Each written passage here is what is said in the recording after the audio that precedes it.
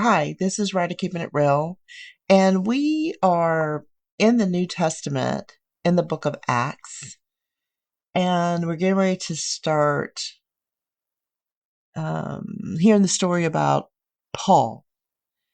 And this book right here, I got about a month ago. It's called The Story of the Bible, and it was written in 1941.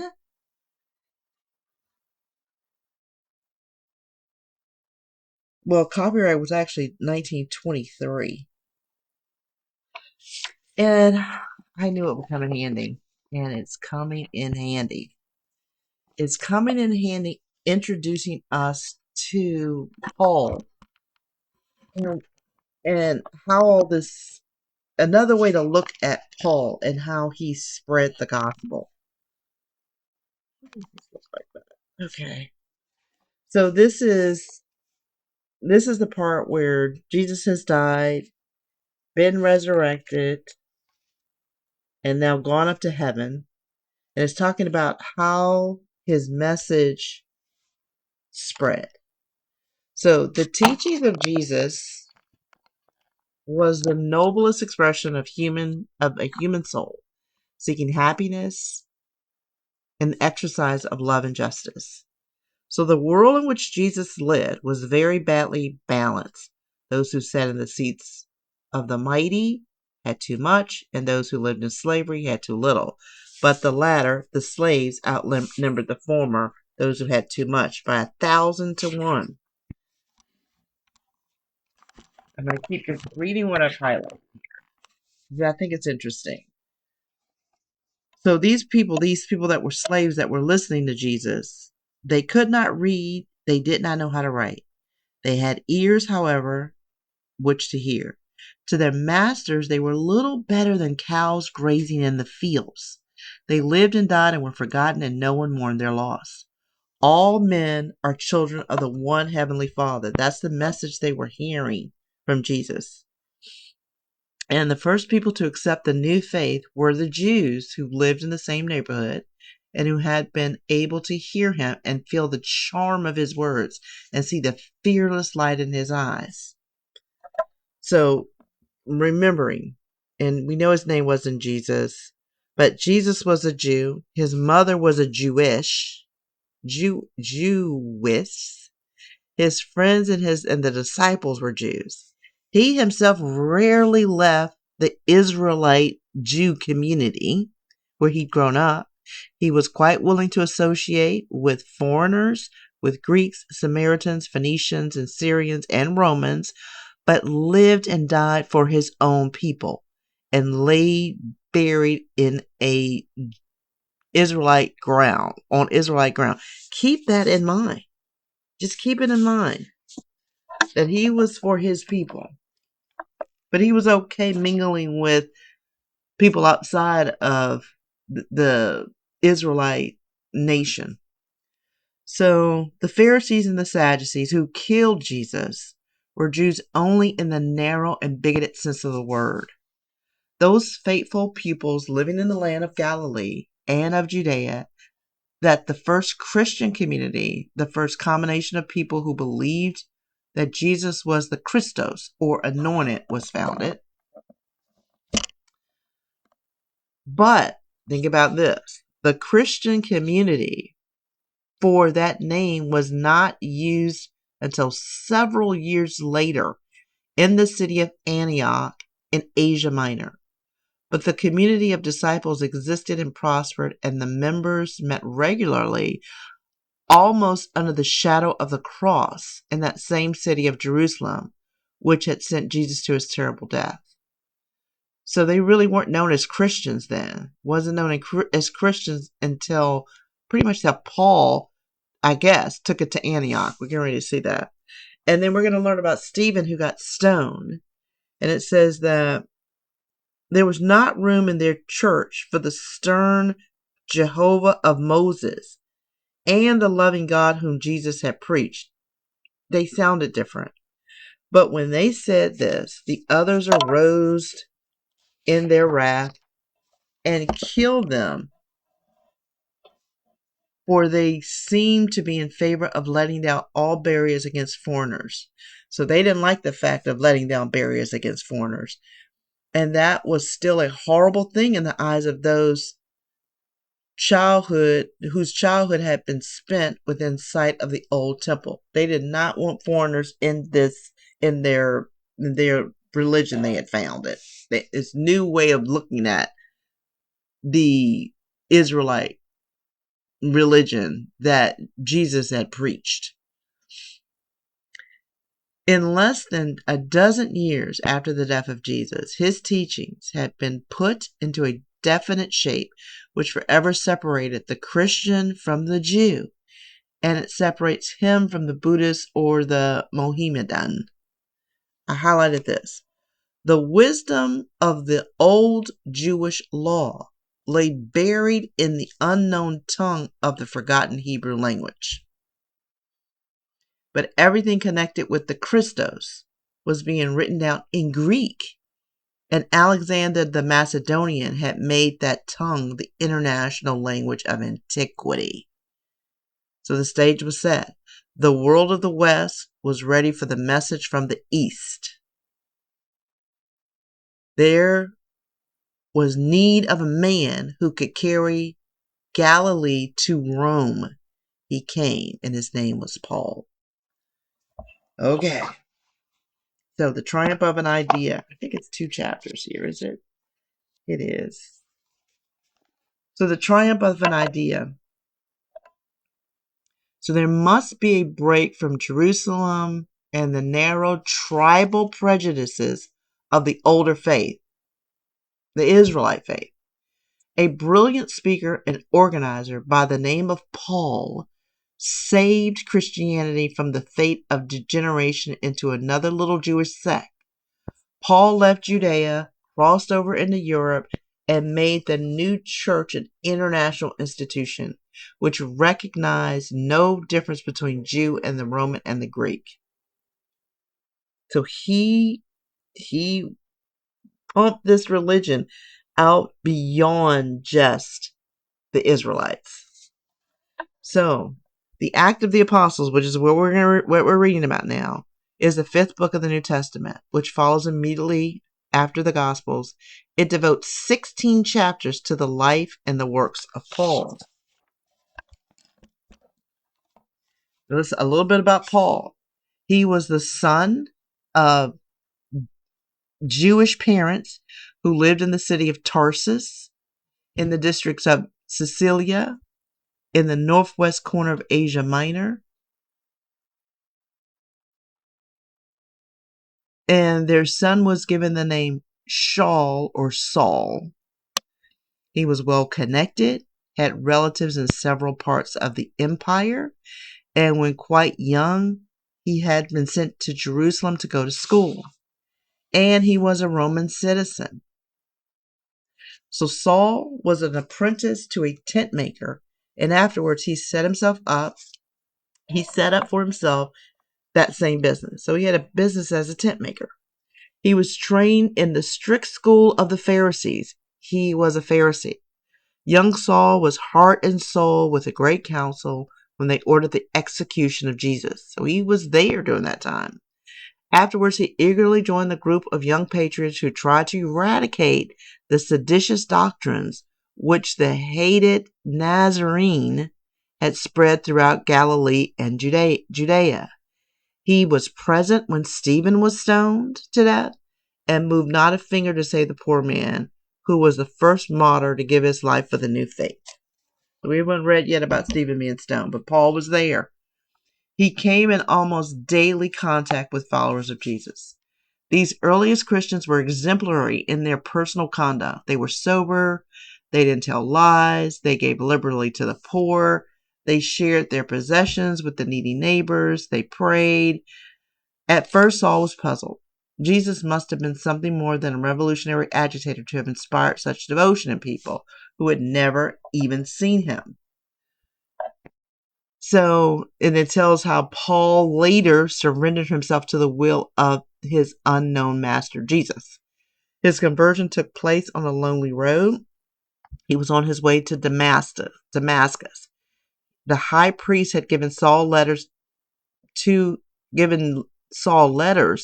his colleague in Damascus, asking that those heretics be surrendered and be brought to Jerusalem for trial and execution. The heretics were the people who were propagating what Jesus had taught. So it says that he's on this road, he has this vision, his eyes are blinded, and then he can see, and he realized that Jesus was right and the high priest was wrong. And so Saul went straightway to, I don't know the name, but I can't pronounce it, who was the leader of the Damascus community, and he begged that he might be baptized. So Saul wanted to be baptized. From that moment on, he was called Paul. And under that name, he gained his fame as the apostle to the heathen. So the apostle to the heathen, to the Gentile, in other words.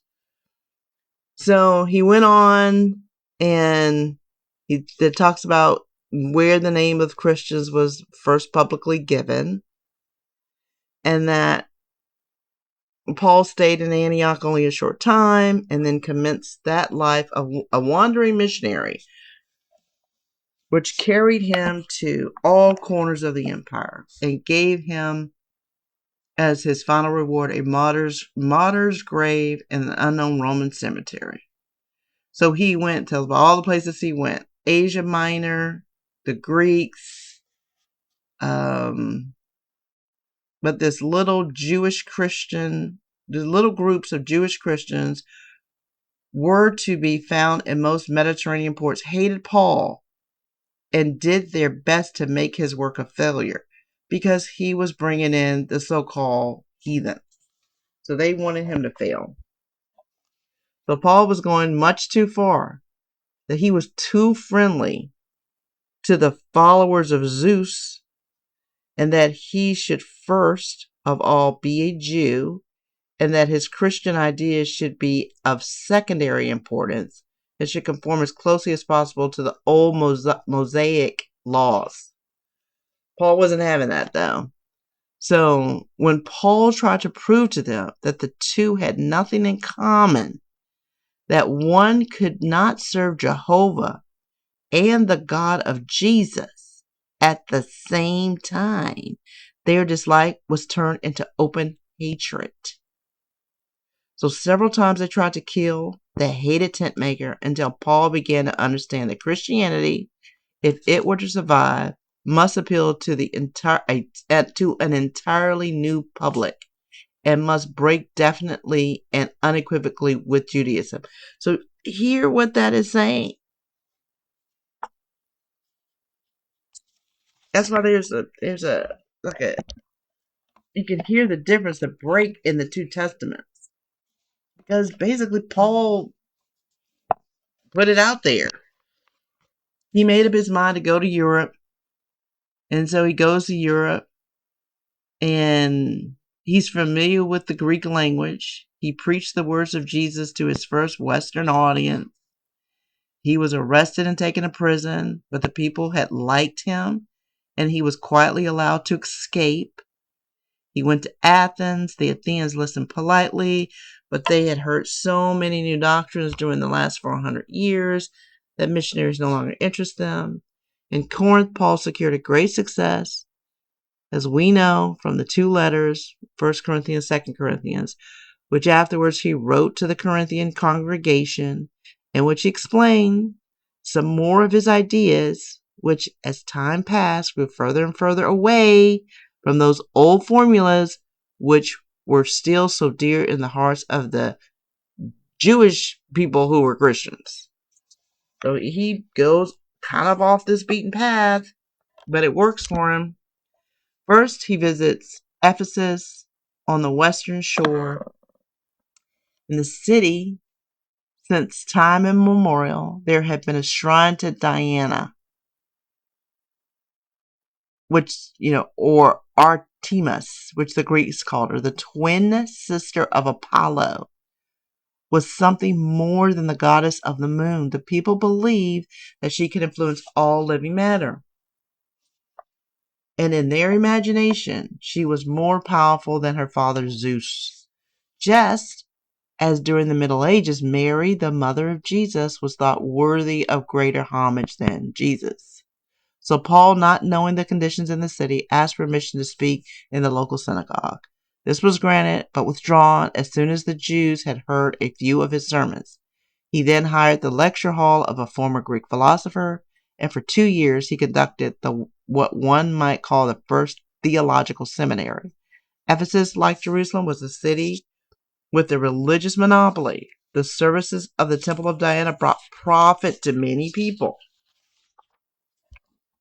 And so they didn't like that. This business, of course, was threatened with ruin if Paul should be successful and should destroy the ancient belief in the supernatural power of the wonder-working goddess. They tried to kill Paul in the same way that the Pharisees and the Sadducees had murdered Jesus.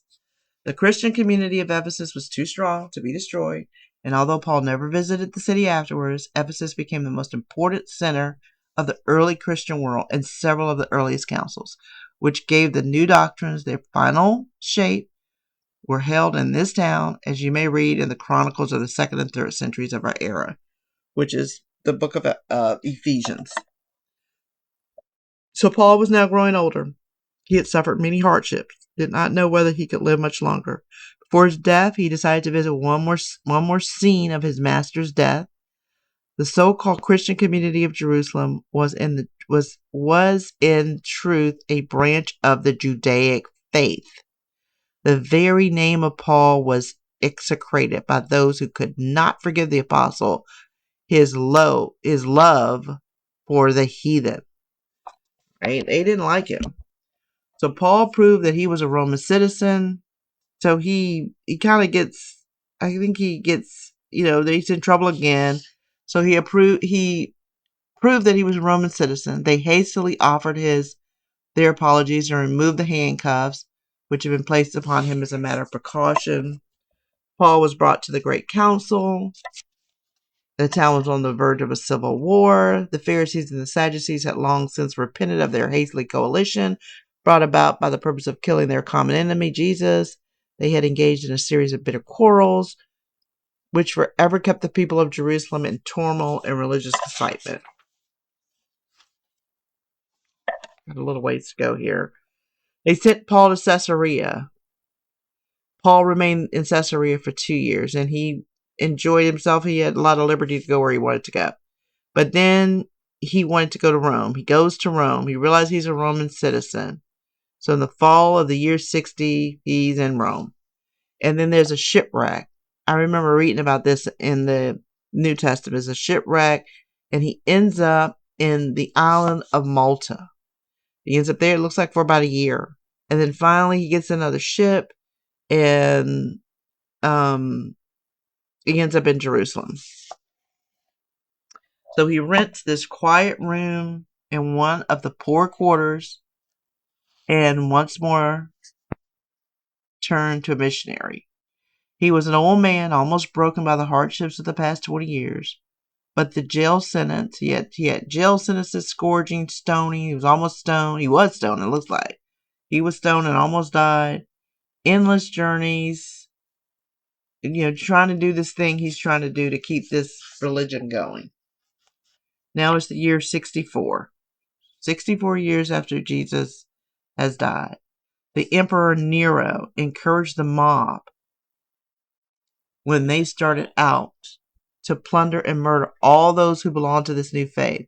Paul seemed to be one of the victims of this program, so Paul was killed then. After that day, we never hear his name mentioned again, but the modern church stands as a monument to his genius. Paul was the bridge from which led from Galilee to Rome. He saved Christianity from degenerating into another little Jewish sect. He made it the religion of the entire world. And so then the established church. So we got Peter. He was a man of parts. James, the brother of Jesus, who had become acknowledged head of the church in the old country. And then we've got Peter and Paul, who worked in Rome at the same time and had been killed by the mob within a few months of each other.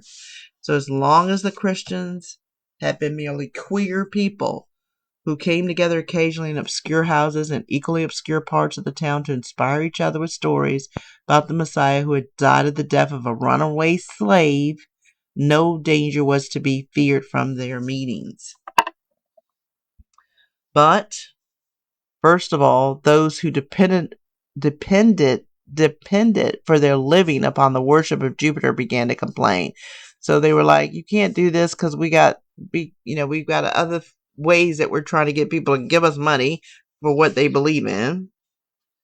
So then also the necromancers and the Oriental mystics, they have problems with it. They're like, no, we're trying to get people to believe this stuff. Can't, preach this thing that Jesus preached. So the Jews and the Christians were hunted down like rats and were thrown into jail. Paul and Peter both were hacked to death. Like, this guy is like, the way he's writing is like, really gruesome.